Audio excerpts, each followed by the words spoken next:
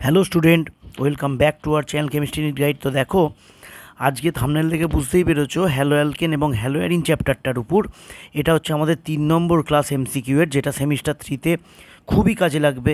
তো যদি তোমরা সেমিস্টার 3-র জন্য বা জেই নিটের জন্য পার্ট 1 ও পার্ট 2 ভিডিওটা না দেখে থাকো, তাহলে এই ভিডিও ডেসক্রিপশন বক্সে পার্ট 1 আর পার্ট 2 লিঙ্ক দিয়ে রাখছি। অবশ্যই দেখে নেবে। 45টা এমসিকিউ সেখানে দুটো ভিডিওতে দুটো পার্টে আলোচনা করা আছে। আজকে আমরা 46 থেকে স্টার্ট করব পার্ট 3-তে, এবং এই ভিডিওর সিরিজটা চালুই থাকবে সেমিস্টার 3-র পরীক্ষার্থীদের জন্য। তো তোমরা চ্যানেলটাকে ফলো রেখো, টাইম টু টাইম ভিডিও তোমরা পেয়ে যাবে। তো দেখো, হ্যালো অ্যালকেন হ্যালো অ্যারিন চ্যাপ্টারের 46 নম্বর কোশ্চেন হচ্ছে, এন বিউটেনের মুক্তমূলক ক্রিয়া কৌশল দ্বারা সংগঠিত ব্রোমিনেশনের ফলে কয়টি মনোব্রোম যৌগ তৈরি হয়। এখানে আমাকে কিন্তু স্টিরিও আইসোমার সমেত চেয়েছে। তো তাহলে দেখো, এন বিউটেনটা যদি আমরা আঁকি, এন বিউটেন মানে নর্মাল বিউটেন, যেটা এটা এন বিউটেন। তো এখানে যদি আমরা ব্রোমিনেশন করি, এবং এইটা খেয়াল রাখবে, মনোব্রোম জাতক মানে এর আগের ভিডিওতে তুমি নিশ্চয়ই পেয়ে গেছো। মনোব্রোম জাতক মানে একটা ব্রোমিন ঢোকাবো।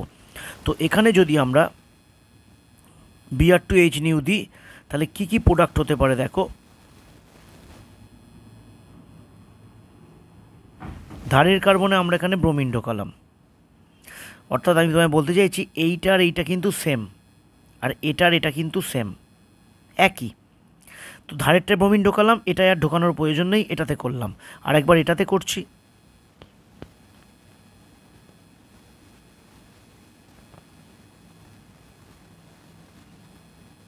হলো, এই দুটোই হবে। এবার এই দুটোর মধ্যে এটা হলো একটা, এটা হলো দুটো, কিন্তু দেখো এখানে এই কার্বনটা কাইরাল কার্বন, আর এখানে উল্লেখ করে দিয়েছে স্টিরিও আইসোমার সমেত। তার মানে এখানে 2 থাকবে, এটা একটা হলো, আর এর একটা মিরর ইমেজ হবে। তার মানে মোট আইসোমার কটা হবে? 3টে। যেহেতু কাইরাল কার্বন, একটা কাইরাল কার্বনের জন্য কতগুলো স্টিরিও আইসোমার হতে পারে? 2 টু দি পাওয়ার 1।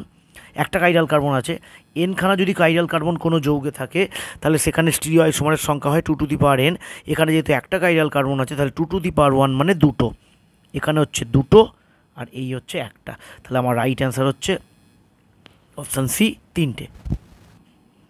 চলে যাচ্ছি নেক্সট প্রশ্ন, 47-এরটা।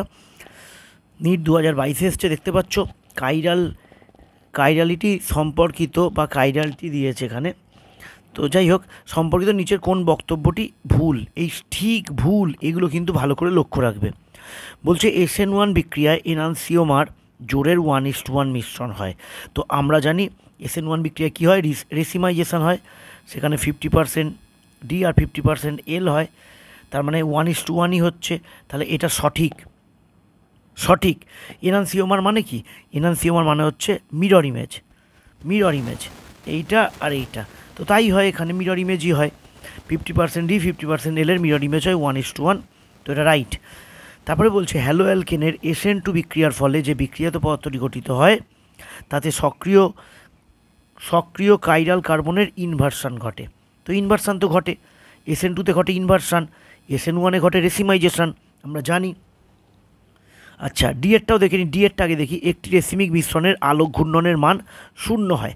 বলছে যদি রেসিমিক মিশ্রণ হয়, তাহলে দেখো 50% ডি হলো, আর 50% কী হলো? এল। 50% ডি আর 50% এল। তো একটা দক্ষিণাবর্তী হলে একটা বামাবর্তী হবে। তো যাই হোক, এখানে কিন্তু টোটাল যে ঘূর্ণন, সেই ঘূর্ণনের মানটা কিন্তু 0 হবে, এটাও সঠিক। ভুল কোনটা? ভুল হচ্ছে সিটা। এনানসিওমার জোর পরস্পরের উপরিপাতযোগ্য কী করে হবে? আমি জাস্ট দেখাচ্ছি, দেখো ABCDই দেখাচ্ছি। এর মিরর ইমেজ নিলাম, তো মিরর ইমেজগুলো হচ্ছে এনানসিওমার, তাহলে এটাকে আমি এটার উপর কিভাবে চাপাবো? উপরিপাতযোগ্য মানে কি? সুপার ইম্পোজ করা। তাহলে এটা যখন এটার উপর সম্পূর্ণ চেপে যাবে, একই হবে, তখন সেটাকে বলে উপরিপাতযোগ্য। কিন্তু চাপছে না তো, এদিকে বাঁদিকে বি আছে, বাঁদিকে কে আছে? এ আছে। তাহলে হুবহু সেম তো হচ্ছে না, তাই এখানে অপশান সিটা ভুল আছে। নেক্সট দেখো, RS নামকরণ আছে। তো এইখানে 2R বা 2S 3R এনাম আছে।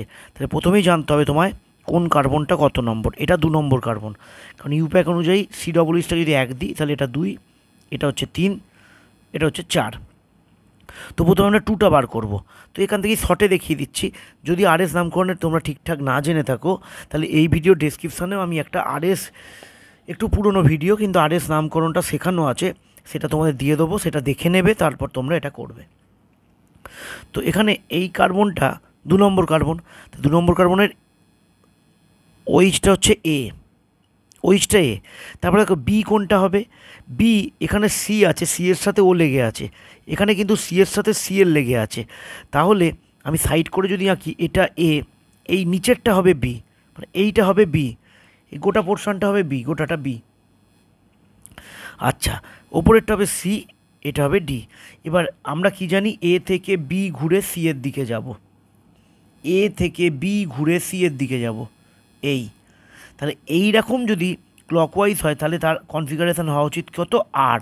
কিন্তু Rটা তখন হতো যদি ডিটা নিচে থাকতো, এখানে ডিটা কিন্তু নিচে নেই, সাইডে আছে, তাই আমার উত্তর বেরোলো যেটা R।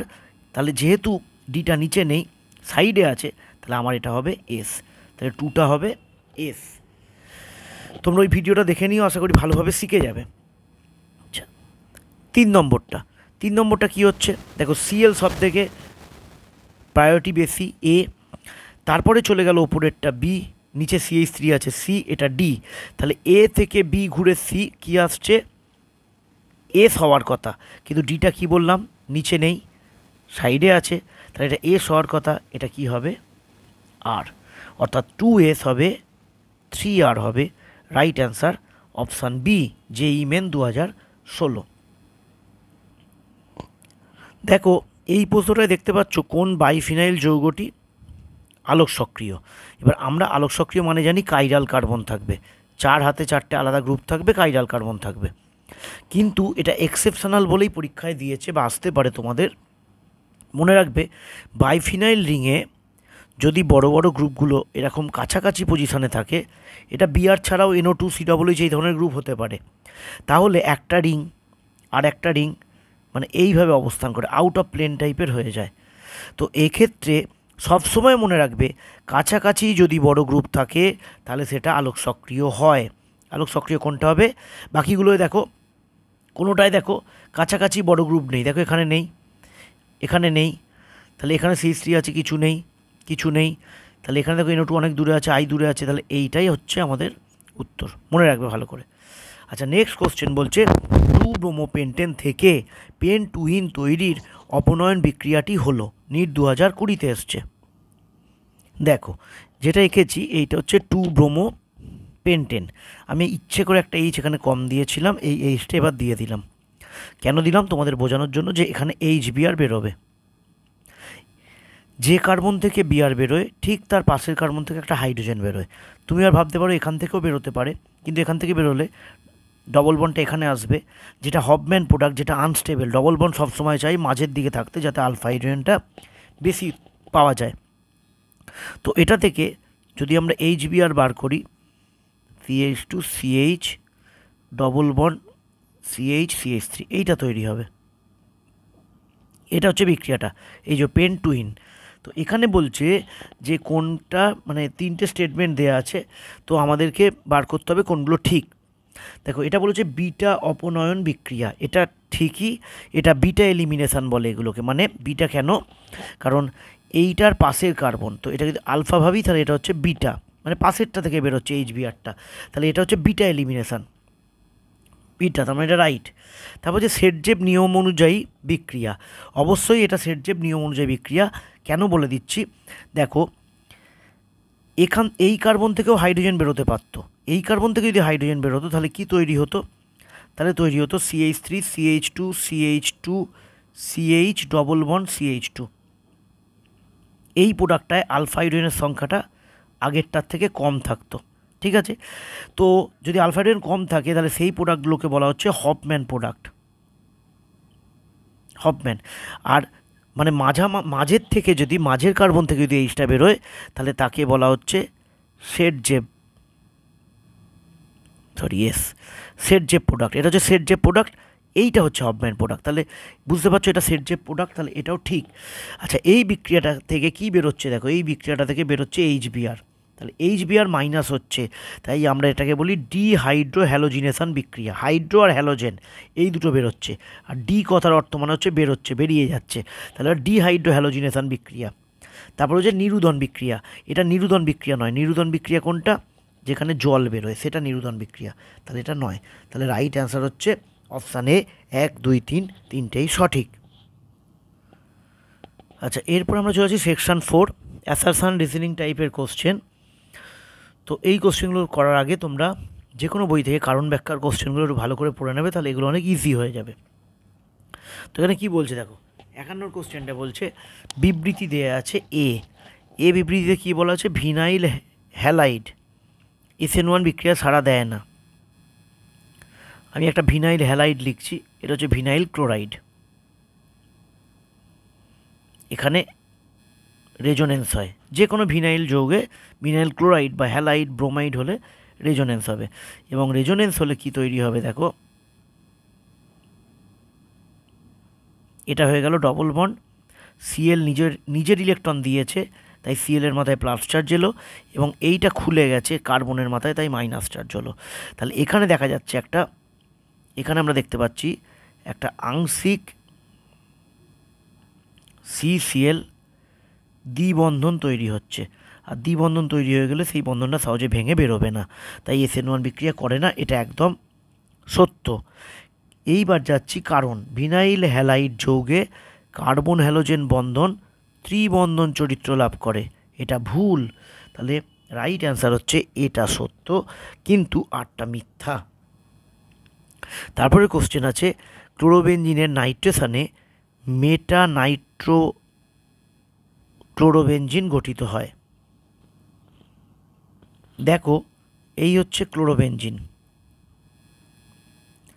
এবার এর যদি নাইট্রেশন করি তাহলে নাইট্রো গ্রুপটা কোথায় ঢুকবে সেটা কিন্তু এ ঠিক করবে, এবং এই গ্রুপটা আমরা জানি অর্থপ্যারা নির্দেশক গ্রুপ। তাহলে এর যদি কোনো বিক্রিয়া করাই, এর যে কোনো যদি বিক্রিয়া করাই, তাহলে কিন্তু প্রোডাক্টটা আইদার অর্থে ঢুকবে অর প্যারায় ঢুকবে, মেটাতে কিন্তু ঢুকবে না। তাই কখনোই ক্লোরোবেনজিনের নাইট্রেশন করলে মেটা নাইট্রো ক্লোরোবেনজিন তৈরি হবে না, তাহলে এটা ভুল। তারপরে বলেছে NO2 মেটা নির্দেশক গ্রুপ কারণে, তো কারণ তো মিলবে না, স্টেটমেন্টটা ভুল।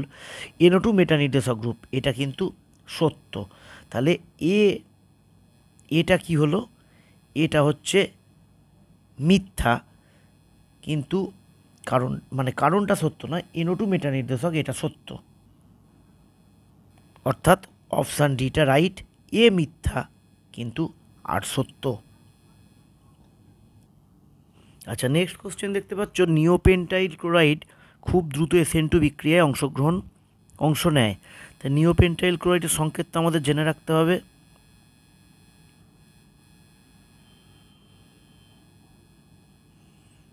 দেখো, এইটা হতে পারে 1 ডিগ্রি অ্যালকিল হ্যালাইড, কিন্তু এখানে একটা বড় গ্রুপ রয়েছে যেটা SN2 বিক্রিয়ায় বাধা সৃষ্টি করতে পারে, তাই SN2 বিক্রিয়া করবে না বলা যাবে না, কিন্তু খুব দ্রুত এই কথাটাতে আপত্তি আছে। খুব দ্রুত এটা করতে পারবে না, কারণ এর মধ্যে স্টেরিক হিন্ডেন্সটা যথেষ্টই আছে, তো খুব দ্রুত অংশ নেয় এটা ঠিক নয়, কিন্তু এটি একটি প্রাইমারি হ্যালাইড এটা কিন্তু ঠিক। অর্থাৎ দেখো, এখানে এটা মিথ্যা কিন্তু 8টা সত্য, অর্থাৎ এখানে সঠিক উত্তর হচ্ছে এ মিথ্যা কিন্তু 8 সত্য। আচ্ছা, তারপরের কোশ্চেন 54 নম্বর কোশ্চেন।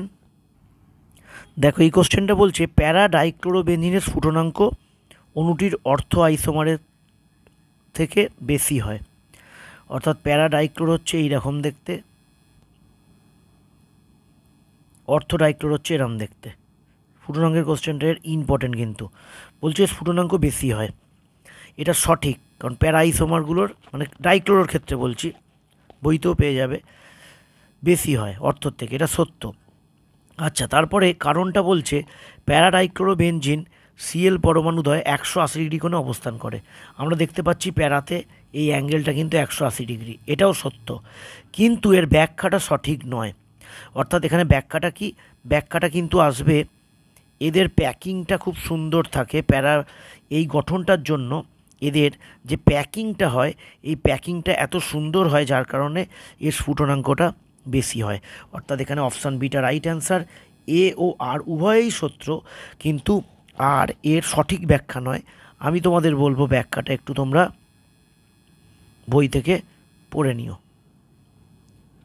তারপরে যাচ্ছি আজকের এই ভিডিও লাস্ট কোশ্চেনে, 55 নম্বর কোশ্চেন। অ্যারাইল হ্যালাইডগুলিতে নিউক্লিওফিলিক প্রতিস্থাপন অতি সহজে ঘটে। দেখো, অ্যারাইল হ্যালাইড মানে কিন্তু ক্লোরোবেনজিন বা ব্রোমোবেনজিন এই টাইপেরগুলো।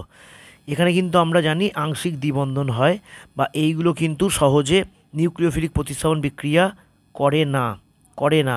কিন্তু এখানে বলছে অ্যারাইল হ্যালাইডগুলিতে নিউক্লিওফিলিক প্রতিস্থাপন সহজে ঘটে, অর্থাৎ এটা ভুল। এবার এটা যদি ভুল হয় তারপরে দেখব আটটা ঠিক কিনা। অ্যারাইল হ্যালাইডে কার্বন হ্যালোজেন বন্ধনের আংশিক দ্বিবন্ধন চরিত্র ঘটে, এইটা ঠিক, এটা ঠিক, প্রথমটা ভুল। তাহলে এখানে সঠিক অ্যান্সার হবে এ মিথ্যা কিন্তু আর সত্য। প্রথমটা যদি ভুল হয়ে যায়, কখনো যদি দেখো প্রথমটা ভুল, তাহলে কিন্তু এই অপশান এ আর বি এই দুটোই বাদ চলে গেল। প্রথমটা যদি ভুল হয়, মোটামুটি পড়ে রইল, তুমি দেখতেই পাচ্ছ ডি এরটাই পড়ে রইল মোটামুটি। তো এখানে উত্তরটা হচ্ছে এ মিথ্যা কিন্তু আটটা সত্য, এইটা সত্য। আংশিক দ্বিবন্ধন ঘটে কিন্তু নিউক্লিওফিলিক প্রতিস্থাপন সহজে ঘটে না। তো এই ছিল আজকে আমাদের থার্ড ভিডিওটা। আবার খুব তাড়াতাড়ি এই চ্যানেলে এই চ্যাপ্টার বা পরের চ্যাপ্টারে আবার ভিডিও আসবে। লক্ষ্য রাখতে থাকো সেমিস্টার 3-তে ভালো ফল করার জন্য। দেখা হবে পরের ভিডিওতে।